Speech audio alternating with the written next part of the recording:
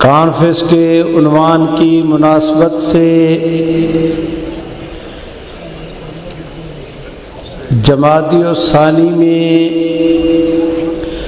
حضرت سیدنا صدیق اکبر رضی اللہ تعالیٰ عنہ کا وصال ہوا۔ ہمارے ملک میں جمادی الاول اور جمادی الثانی ان دو مہینوں میں عموماً حضرت سیدنا صدیق اکبر کے فضائل، برکات، ان کی سوانح، ان کے کارناموں کے حوالے سے گفتگو ہوتی ہے۔ عقیدہ ختم نبوت کے تحفظ کے حوالے سے امت میں سب سے پہلے سیدنا صدیق اکبر رضی اللہ تعالیٰ عنہ کی سربراہی میں عظیم الشان تحفظ ختم نبوت کی ایک مثالی جد و جہد ہوئی تھی۔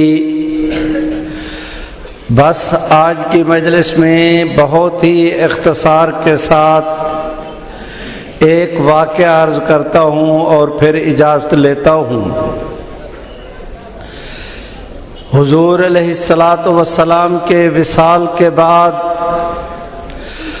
سیدنا صدیق اکبر رضی اللہ تعالی عنہ جس وقت مسند آرائے خلافت ہوئے،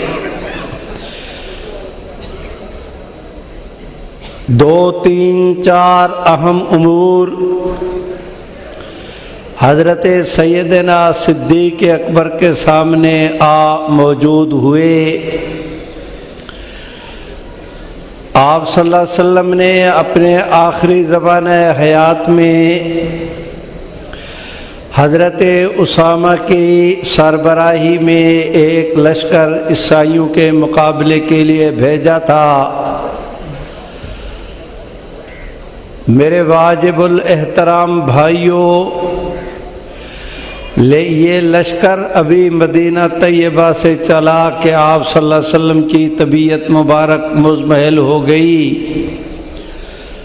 چنانچہ لشکر محاذ پر جانے کی بجائے مدینہ طیبہ میں واپس آیا۔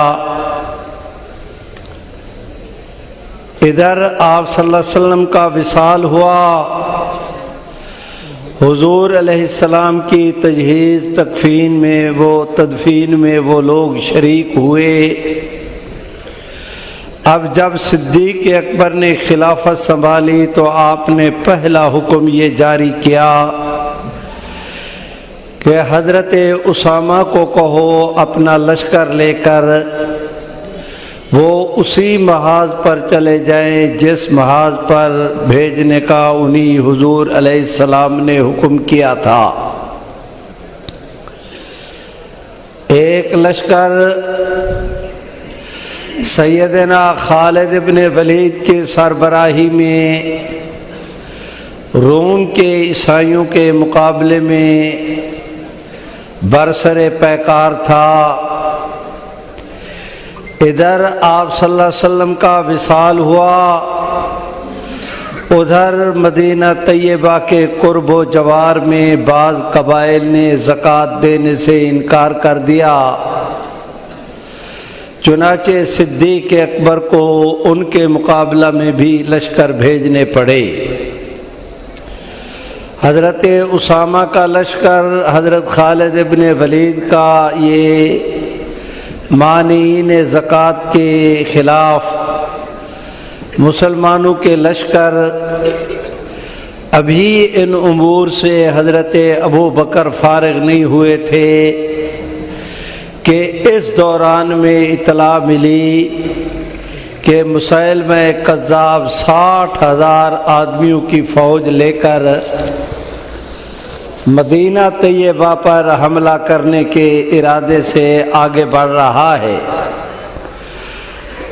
سیدنا صدیق اکبر نے فوری طور پر صحابہ اکرام کا ایک لشکر تیار کیا۔ حضرت اکرمہ کی سربراہی میں مسیلمہ کذاب کے مقابلے کے لیے انہیں روانہ کیا گیا۔ میرے انتہائی واجب الاحترام دوستو، حضرت صدیق اکبر نے حضرت اکرمہ سے فرمایا کہ آپ جا کر دشمن کا راستہ روکیں، لیکن جنگ نہیں شروع کرنی جب تک کہ میری طرف سے تمہیں دوبارہ اجازت نہ ملے۔ حضرت خالد کے پاس چند ہزار لوگ تھے، حضرت اکرمہ کے پاس، جبکہ مسیلمہ کے پاس 60,000 کی فوج کا ایک بڑا لشکر تھا۔ مسیلمہ نے دیکھا، اس نے انگڑائی لی۔ صحابہ کرام نہیں چاہتے تھے، لیکن اس کے باوجود لڑائی ہوئی اور صحابہ کو شکست ہو گئی۔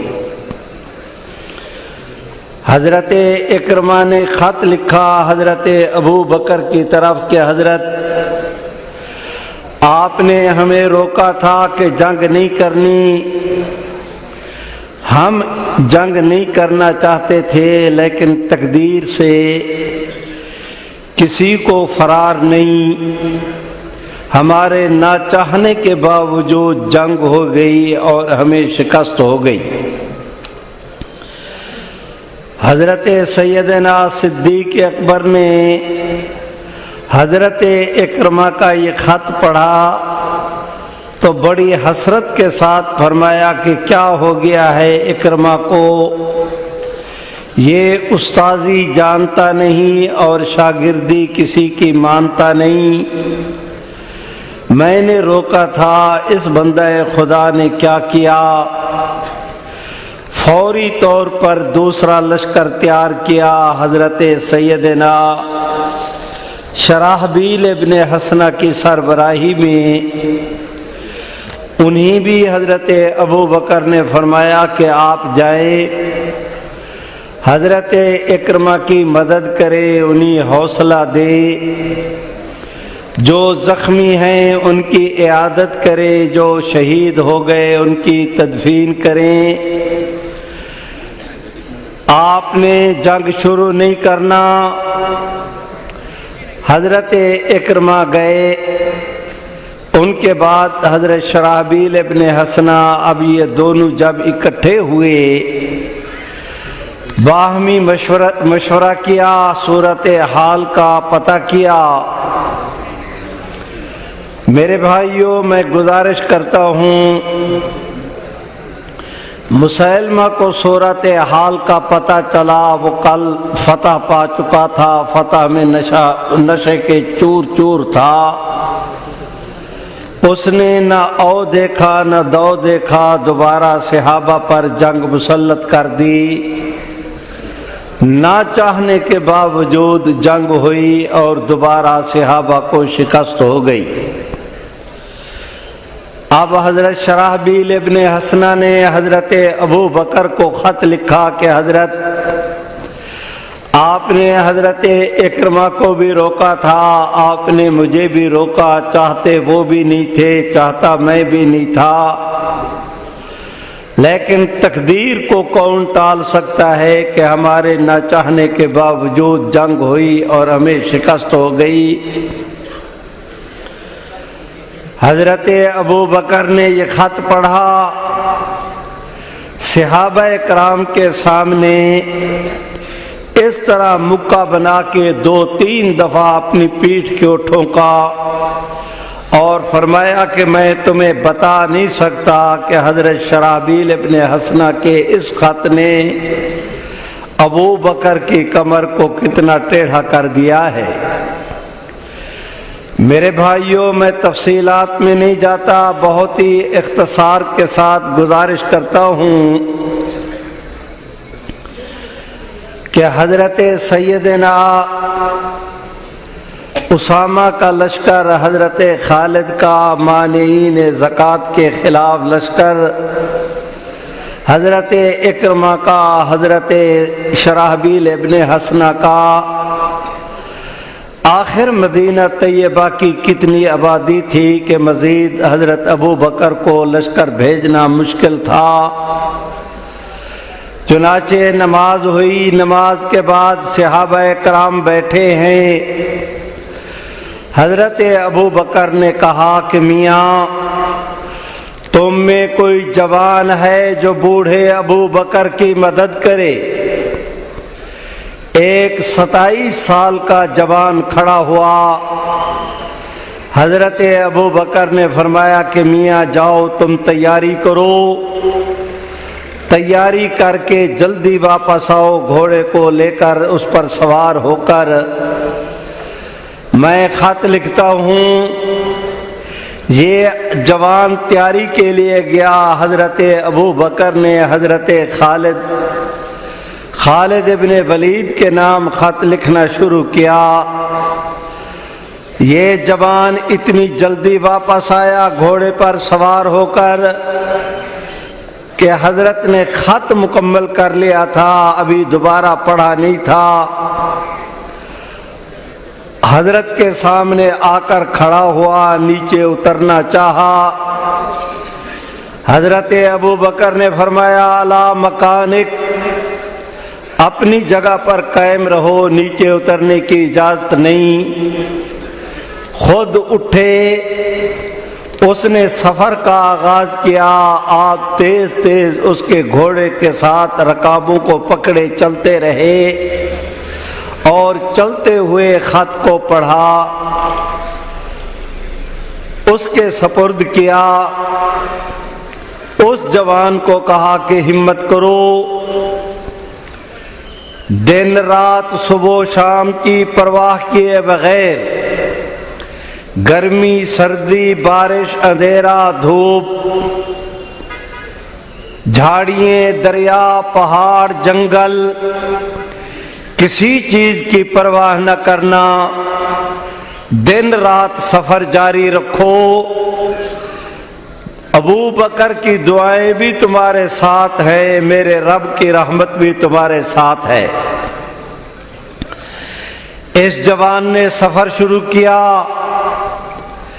کہتے ہیں کہ میں نے سفر کیا شروع کیا کہ مجھے ایسے لگتا تھا کہ حضرت ابو بکر کی دعاؤں کے صدقے میں رب کریم کی رحمت کے فرشتے زمین کی تنابیں کھینچ کر میرے گھوڑے کے قدموں کے نیچے سے گزار رہے تھے۔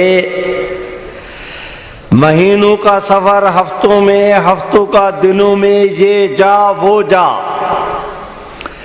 ایسے وقت میں وہاں پر پہنچے کہ صبح کی نماز ہو گئی تھی۔ پورے لشکر کو ایک میدان میں جمع کر کے حضرت خالد انہیں ہدایات دے رہے تھے کہ دائیں فلاں، بائیں فلاں، پیچھے فلاں، آگے فلاں، یوں کر کے اس راستے سے جانا ہے، دشمن کے فلاں قلعے پر ہم نے حملہ کرنا ہے۔ اسی دوران گفتگو کرتے حضرت خالد ابن ولید نے یوں کر کے دیکھا، مدینہ طیبہ کی طرف سے ایک آدمی سوار آتا ہوا نظر آیا۔ حضرت خالد کی نظریں اٹھیں، پورے اجتماع نے بھی اس طرف دیکھنا شروع کیا۔ تھوڑی دیر گزری، وہ قریب آیا، سارے پہچان گئے کہ یہ تو ہمارا ساتھی ہے جو حضرت ابو بکر خلیفہ وقت کا خط لے کر آیا ہے۔ وہ اور قریب ہوا، حضرت خالد نے اشارہ کیا، ساتھیوں نے راستہ بنایا، وہ اپنے گھوڑے کو تیزی کے ساتھ دوڑاتا ہوا حضرت خالد ابن ولید کے پاس آیا، جیب میں ہاتھ ڈالا، رکا نکالا، حضرت خالد کو دیا۔ پورے لشکر کے سامنے حضرت خالد نے اس خط کو کھولا۔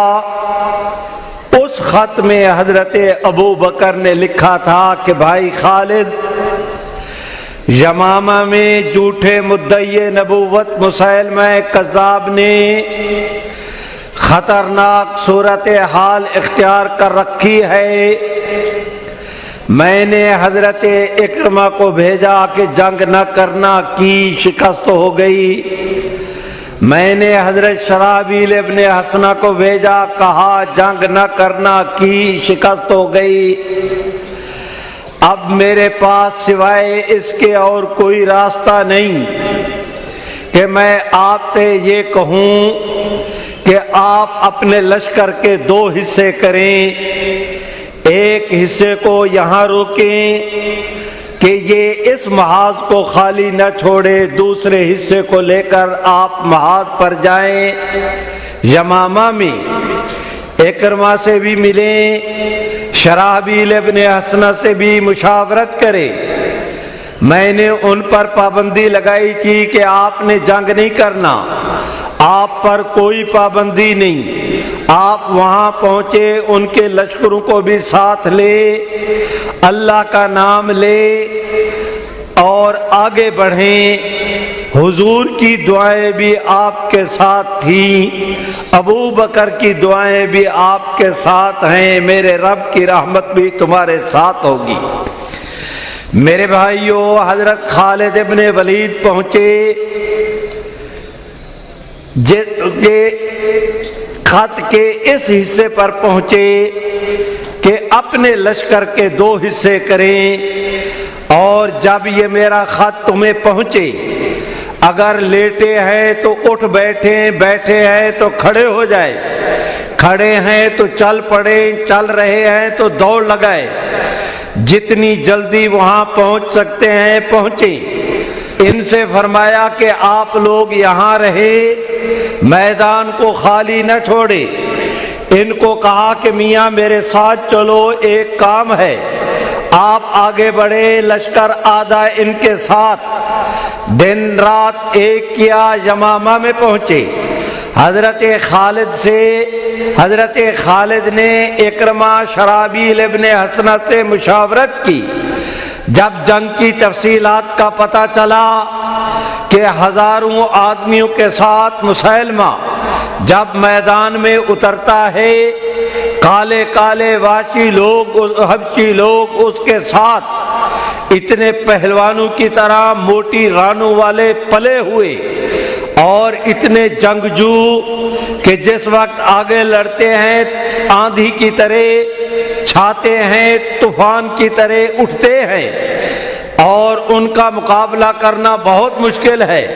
2 دفعہ ہمیں شکست ہو گئی۔ حضرت خالد ابن ولید نے صحابہ کرام سے فرمایا، نماز پڑھو، تسلی کے ساتھ لیٹ جاؤ، میں ساری رات تمہارا پہرا دوں گا، اور کل پہرا بھی دوں گا، ساری رات میں جنگ کا نقشہ بھی بناؤں گا، اور صبح اللہ کو منظور ہے تو صبح کی نماز پڑھ کر انشاءاللہ العزیز ہم دشمن پر یلغار کریں گے۔ میرے بھائیوں، وہ فوجیں کبھی شکست نہیں کھاتی جس کے جرنیل رات کو پہرے دیا کرے۔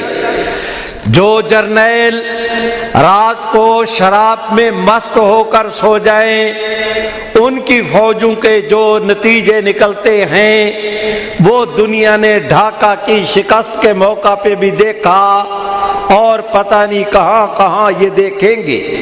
جو لوگ احساس ذمہ داری رکھتے ہیں، بڑی بہادری اور جرأت کے ساتھ سیدنا خالد ابن ولید نے رات کو پہرا بھی دیا، جنگ کا بھی سوچتے رہے۔ صبح ہوئی، میں 5-7 منٹ میں اپنی گفتگو مکمل کر رہا ہوں، نتیجے کی طرف بڑھ رہا ہوں۔ میرے بھائیوں سنو، جب صبح کا وقت ہوا، نماز پڑھی، نماز کے بعد پورے لشکر کو، ایک لشکر نہیں 3 لشکر، تینوں کو اکٹھا کیا۔ حضرت خالد ابن ولید ان کے سامنے کھڑے ہوئے، میری طرف دیکھے، آپ نے یہ اس طرح کر کے اشارہ کیا کہ ادھر ہو جاؤ۔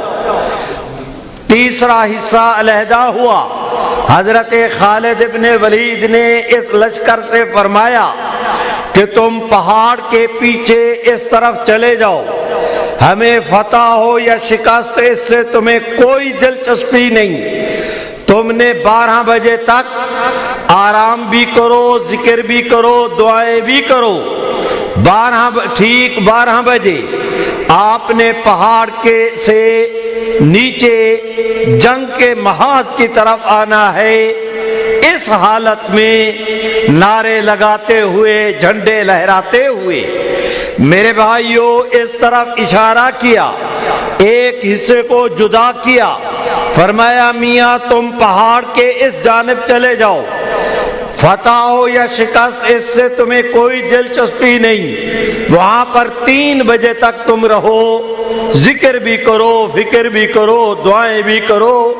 3 بجے کے بعد اس پہاڑ سے تم نے نیچے میدان جنگ کے اندر آنا ہے، اس حالت میں کہ نعرے لگاتے ہوئے، جھنڈے لہراتے ہوئے جب آئے نا لشکر اسلام کا، پھر پتہ چلے دشمن کو کہ اسلام والوں کی طاقت کیا ہوا کرتی ہے۔ میرے بھائیوں میں آپ حضرات سے گزارش کرتا ہوں، ایک لشکر ادھر کو روانہ کیا، ایک لشکر ادھر کو، یہ جو درمیان میں تیسرا حصہ بچ گیا تھا، حضرت خالد سواری پہ کھڑے ہوئے، ایک ایک آدمی سے فرمایا میاں تم بھی ادھر آ جاؤ، بھائی آپ بھی آ جائیں، آپ بھی 70 آدمیوں کا جوان بہادر جرنیل قسم کے 70 آدمیوں کا انتخاب کیا، انہیں اپنے ساتھ کھڑا کیا، اور میں آپ حضرات سے گزارش کرتا ہوں، ان 70 حضرات سے فرمایا کہ میاں تمہارا کام صرف اتنا ہے کہ جدھر کو میں جاؤں ادھر کو تم، جو میں کروں وہی تم نے کرنا ہے۔ باقی لشکر سے فرمایا بسم اللہ کرو، آگے بڑھو، اللہ خیر کریں گے۔ دشمن انتظار میں تھا، صحابہ کرام گئے، لڑائی شروع ہوئی۔ اب وہ دیکھو دشمن کا رخ اس طرف کو، صحابہ کرام کا رخ اس طرف کو، یہ میدان جنگ ہے، ادھر جا کر لڑائی شروع ہوئی۔ جس وقت گھمسان کا رنگ پڑا، جنگ شروع ہوئی، تلواروں کی چمک سے سورج کی روشنی بھی چندیانے لگی۔ اس کیفیت میں اب سبحان اللہ تو کہو، ایسے نہیں بلند آواز سے،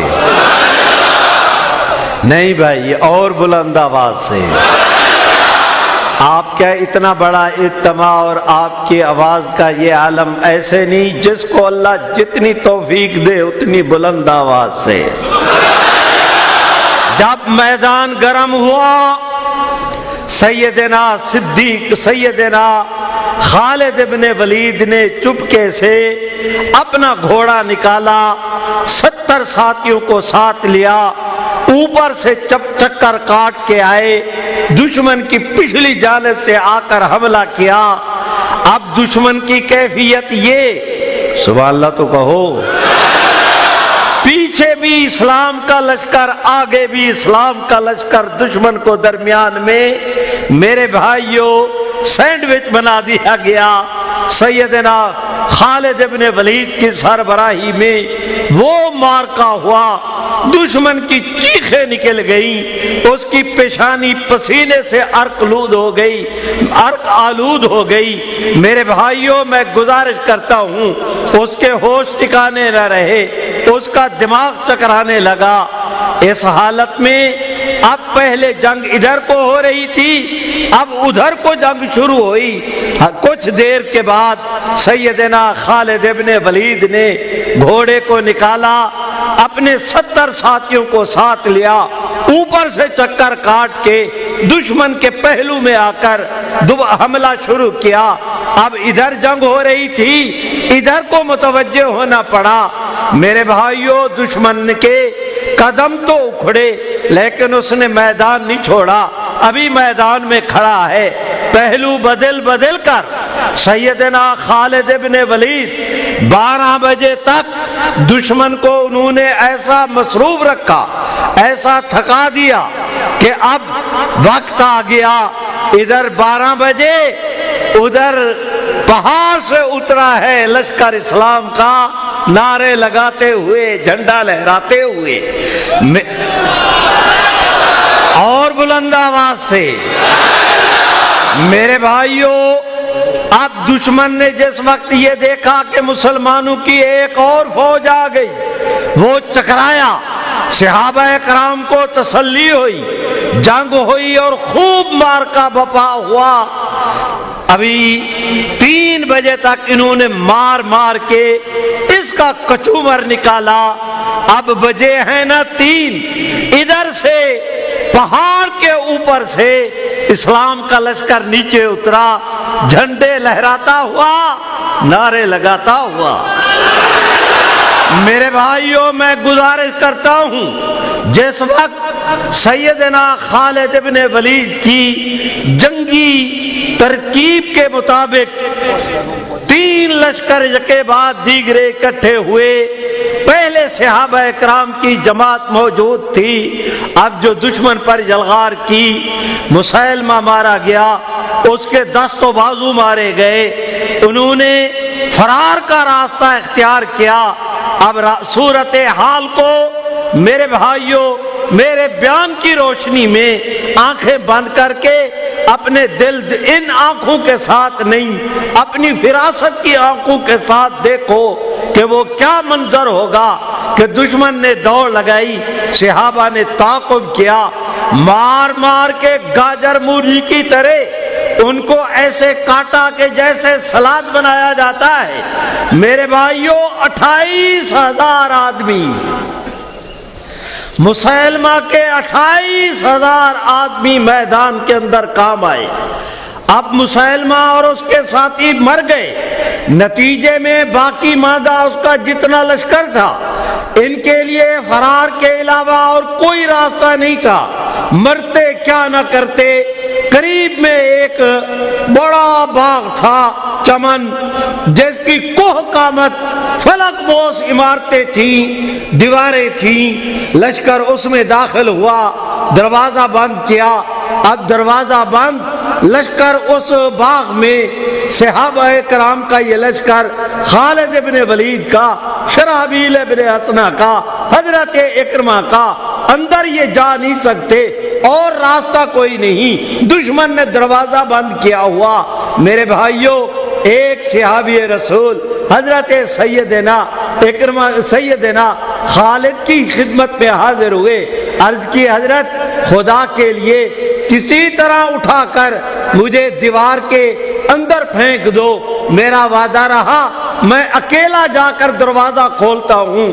میرے بھائیوں، حضرت خالد آمادہ نہ ہوئے کہ ان کے ہزاروں لوگ، آپ اکیلے آدمی کو ہزاروں کے پاس بھیجوں، تمہیں کچھ ہو گیا قیامت کو کیا جواب دوں گا؟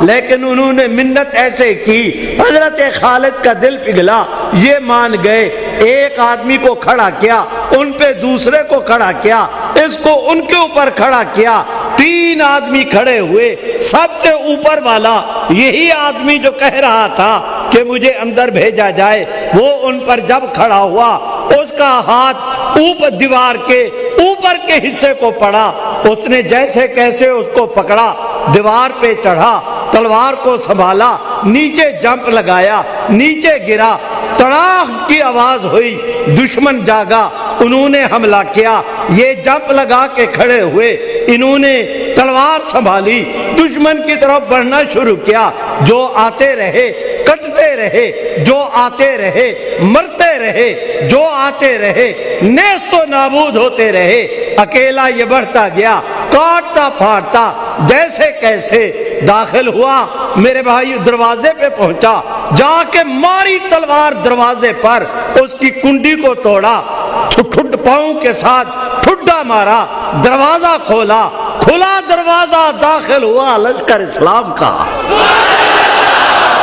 میرے بھائیوں، میرا آواز ختم ہوا، میں آپ حضرات سے گزارش صرف اتنی کرنا چاہتا ہوں کہ جمادی الاول جمادی الثانی کے حوالے سے سیدنا صدیق اکبر کی زندگی کا آپ کے سامنے ایک واقعہ بیان کیا، میں اس کی تفصیلات میں بھی نہیں گیا، وقت تھوڑا ہے، مجھے گزارش یہ کرنا ہے میرے بھائیوں، یہ پہلی جھوٹے مدعی نبوت کے خلاف اسلام کی، صحابہ کی، صدیق اکبر کی، امت کی یہ پہلی جنگ تھی کہ مسیلمہ کذاب کو کاٹ کاٹ کے میرے بھائیوں اس کے فتنے سے امت کو نجات دے دی گئی۔ میں آپ حضرات سے گزارش کرتا ہوں یہاں سے جائیں تو یہ پیغام لے کر جائیں کہ انشاءاللہ العزیز آج بھی جو شخص جھوٹے مدعی نبوت ملعون قادیاں کے خلاف